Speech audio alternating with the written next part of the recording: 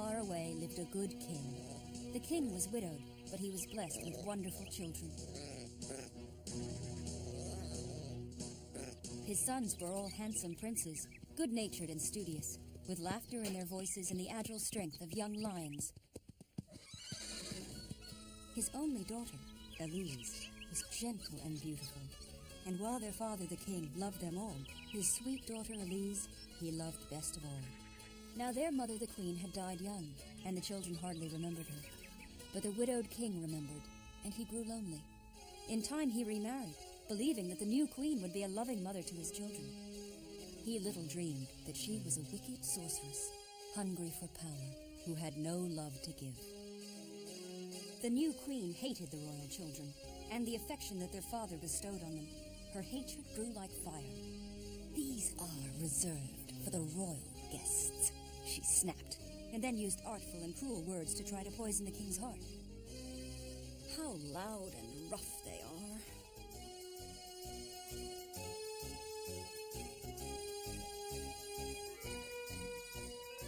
And in time, under the influence of his wife's charms, the unfortunate king almost forgot his children altogether. Of all the royal offspring, the evil queen hated Elise the most, for Elise's heart was pure and innocent. It was not long before the queen made a secret arrangement with a peasant couple to take Elise to live with them on their farm.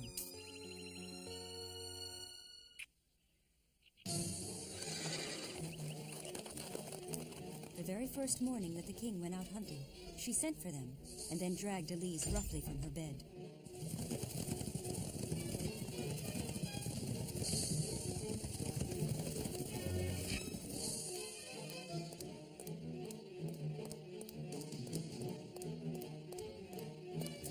"You will go with these people." "What will father say?" "Your father wishes it so. It will teach you to be humble and to make do with little."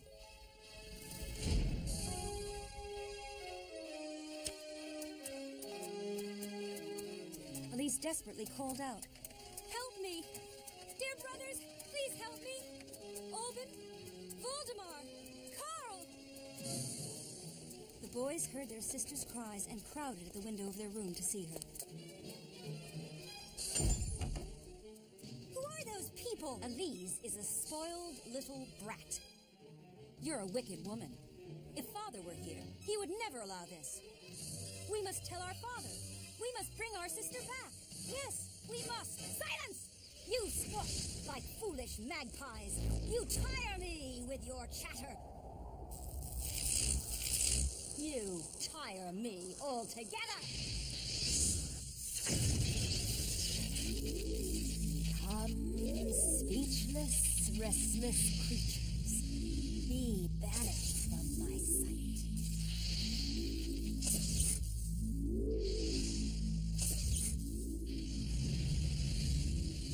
Fly west, away, be birds by day, and fall to earth at night.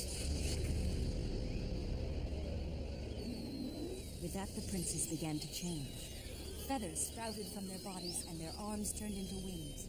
The evil queen had wanted to make them into plain birds, but the young princes had such nobility of spirit that instead they turned into majestic, wild swans.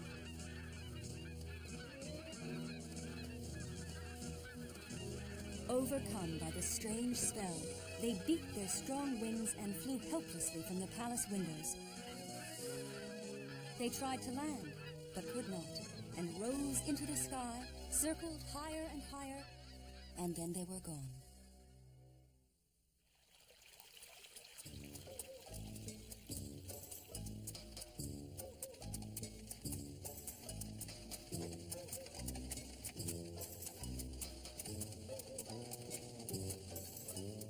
Years went by, one just like another.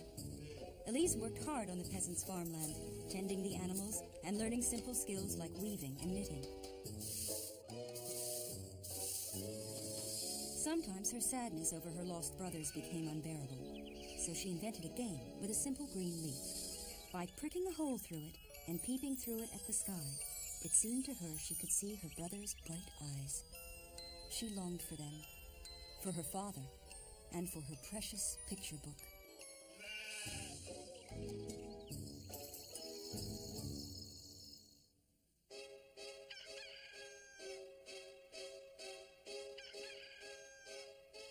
On her 15th birthday, Elise was brought back to the castle. When the queen saw how lovely Elise had become, all her envy and hate returned. She would have changed her into a bird, then and there, but the servants would have seen and told the king. "Dear Elise!" The queen took Elise roughly by the arm and led her to the royal bath. "How beautiful you've grown! Come, I myself will bathe and anoint you to make you ready to greet your father." "Evil toads, this very day, the queen commands that you obey. Make Elise become like you, evil, ugly, through and through. So ugly and evil that even her own father won't know her." So loving and pure was Elise that the toads grew gentle and became 3 red poppies.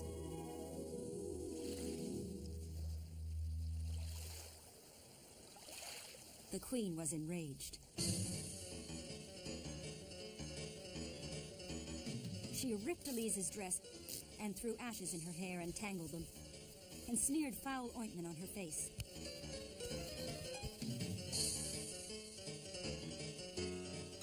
Then, laughing with evil delight, she dragged her to the throne room where the king sat.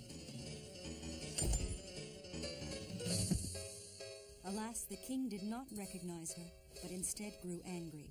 "The poor deluded creature claims to be your daughter." "What cruel joke is this? My daughter was a lovely girl. Alas, she is no more." "Oh, dearest father, don't you know me? My brothers, where are they? They will know me." "My sons, too, have been dead these 7 years. "Enough!" shouted the queen. "The girl is mad, or else she mocks you. Away with her! Remove this wretch at once!" Guards took Elise out of the throne room and left her at the palace doors.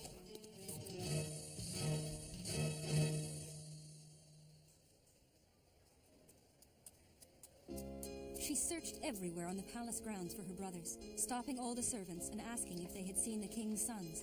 But no one could say for certain what had become of them, and no one recognized Elise as their sister. Only the swallows and the watchdog in the stables recognized her, but no one paid them any attention.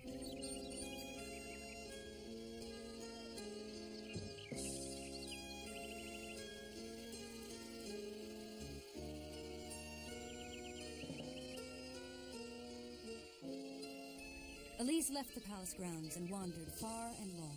She wept bitterly for her brothers. She did not know where she was going, but she resolved to find them, though it might take all her life. At night, Elise came to a great forest, far away from any road or path. She had walked many miles that day. Her limbs ached, and her eyes were heavy with fatigue.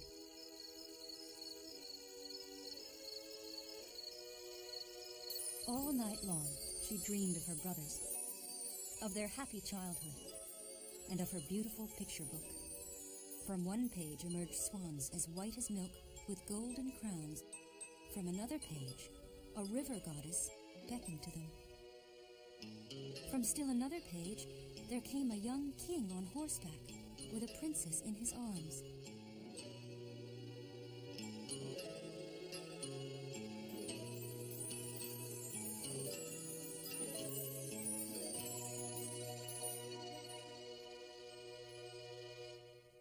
She rose and wandered about until she came to a clear woodland pool. So muddy and ugly was her reflection that it frightened her, and she quickly immersed herself in the cool, clear waters of the pool. She emerged clean and fresh, and with renewed hope set out again on her journey. She still did not know where she was going, but she was sure that her heart would show her the way to her brothers. She had gone only a few steps when she met an old woman carrying a basket of berries. She asked the old woman if she had seen her brothers. "No, but not long ago I saw swans with crowns on their heads in a nearby stream."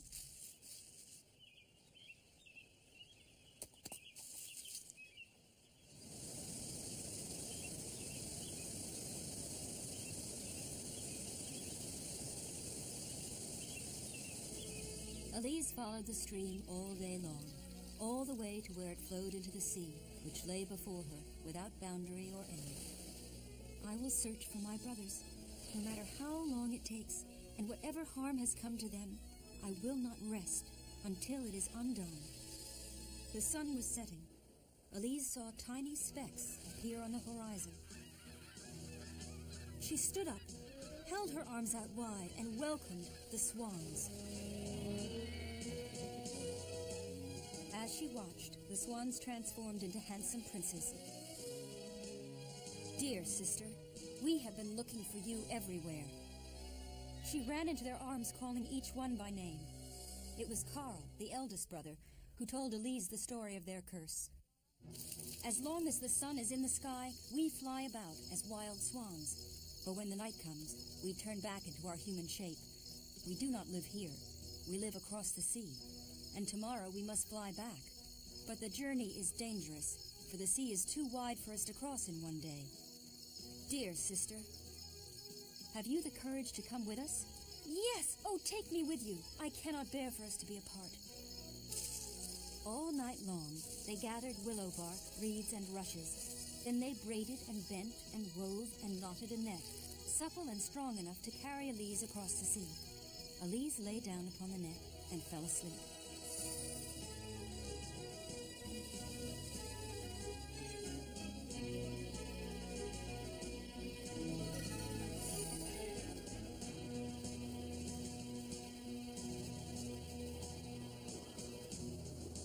They flew on, and now the sun began its afternoon descent. The hour grew late. The sky darkened. The swans struggled to make headway. When the sun sets, my brother's wings will turn back into arms. They could not fly fast enough. Surely they would fall into the sea and drown. Elise saw a rock jutting up from the water.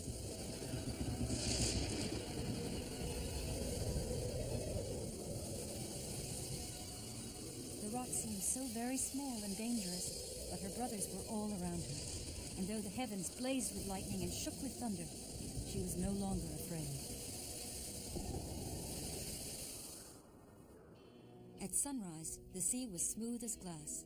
The swans took up the net again and resumed their flight. At last they reached the opposite shore and landed beside a cave on a mountain slope, which was their home. With the setting sun, they returned again to their human forms. "I saw you, all of you, in a dream," she said. "Our life is like a dream," said Carl, the oldest. "I promise I will find a way to free you from the spell." Then her brothers led her into the cave, to a bed of leaves and flowers. "Dream sweet dreams, dear sister. May I dream how I can break the spell?" She couldn't know it, but these were the last words she would speak for a long, long time. That night, Elise dreamed she was flying through clouds. A huge cloud castle towered over her. As she approached, Elise saw a woman in the doorway, and in the woman's hand there was a nettle. "These stinging nettles can help you free your brothers," she said, "but the anguish you must endure is great. Look well, and gather only this kind that grows on the mountainside and on graves in churchyards. They will blister your skin, but you must crush them with your hands. Spin the flax and knit it into shirts. When you throw the nettle shirts over your brothers, the spell will be broken. But know that once you start, you must not speak. The first word you speak will pierce your brothers' hearts like a sword. Their lives are in your keeping. Can you be silent as the grave?"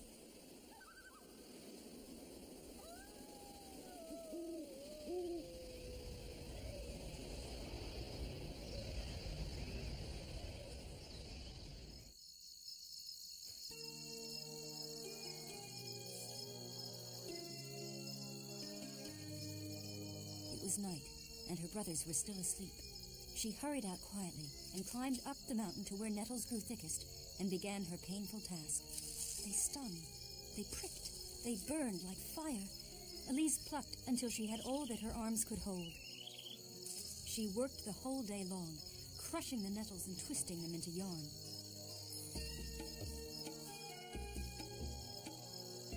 sundown, her brothers returned. They were alarmed by her silence. They thought at first it was some new spell by their stepmother. But when they saw Elise's hands, they understood that her work was for their sake. The youngest brother wept, and wherever his tears fell, she felt no more pain, and the blisters disappeared. She worked the whole night through. By dawn, the first shirt was done.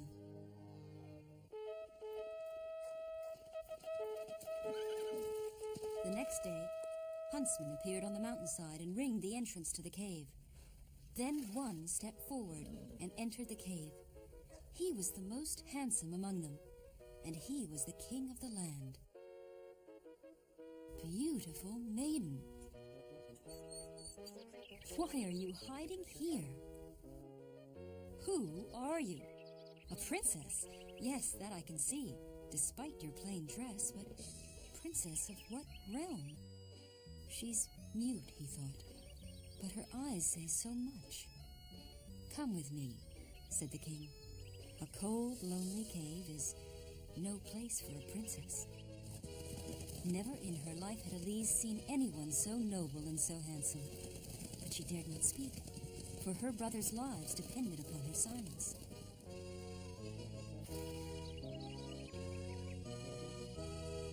The king gave her the finest room in the castle. He sent servants to clothe her and dress her hair.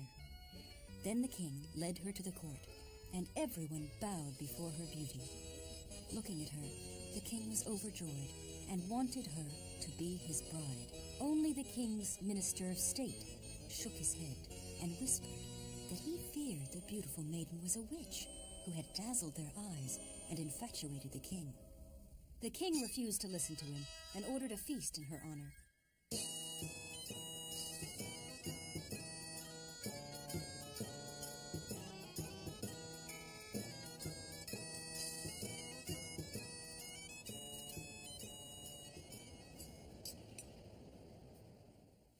Later, the king showed her the grand halls and fragrant gardens of his castle, but he could not make her smile. Elise could think only of her brothers and their sorrowful fate. She stood at the edge of the garden and gazed longingly out over the great sea and at the setting sun.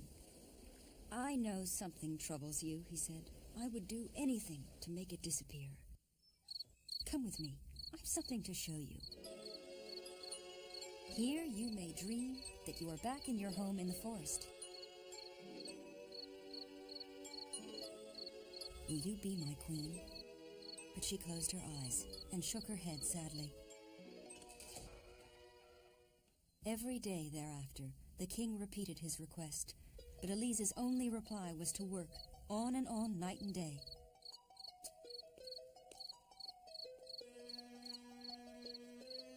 Then one night, she found there was no flax left. She knew there would be more nettles in the graveyard, and that she must gather them herself.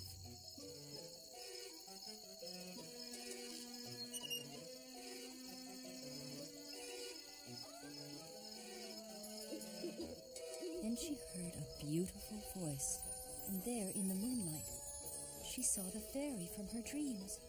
Do not falter. Do not be afraid. With renewed courage, Elise plucked all the nettles that she could carry and hurried back to the palace. In all the city, only one person saw her, and that was the king's minister of state.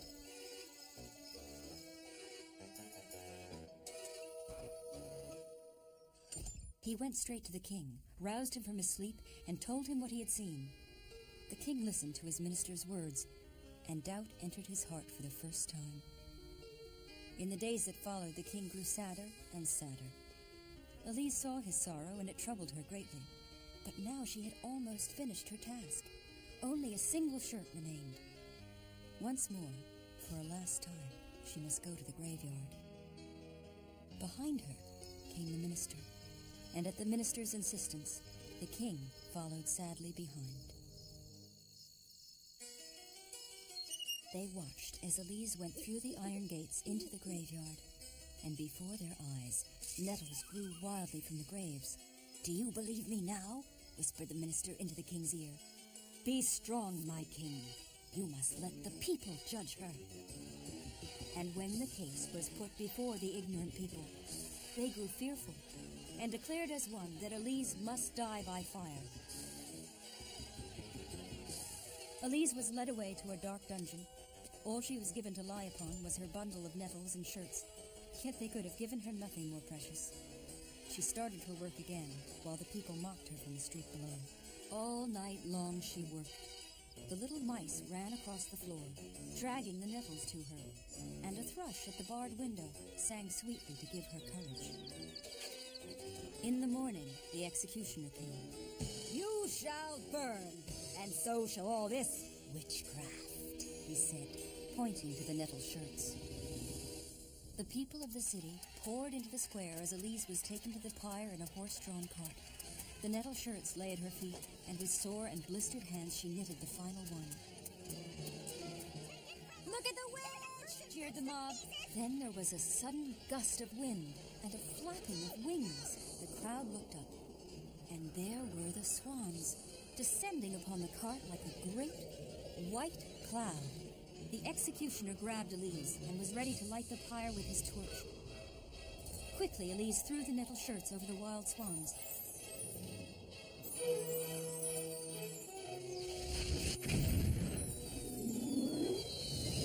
They were transformed into handsome young men. "Oh, Elise, it is over. We are free!" Voldemar, the youngest, was left with one great snow-white feathered wing, for the last shirt was missing a sleeve. Carl, the eldest, leaped up onto the pyre for all to see. "Now, at last, the truth may be known," he cried. "Our sister is innocent!" And then he told them their story from start to finish. Everyone listening, man, woman, and child, shed tears for the pains Elise had endured, and was moved and inspired by how brave she and her brothers had been. As Carl spoke, perfume filled the air, and before their eyes every stake in the pyre blossomed with leaves and red roses. A single white rose sprouted from the very top. It shone like a star, as though proclaiming Elise's purity to the world. The young king plucked the rose and placed it on Elise's breast.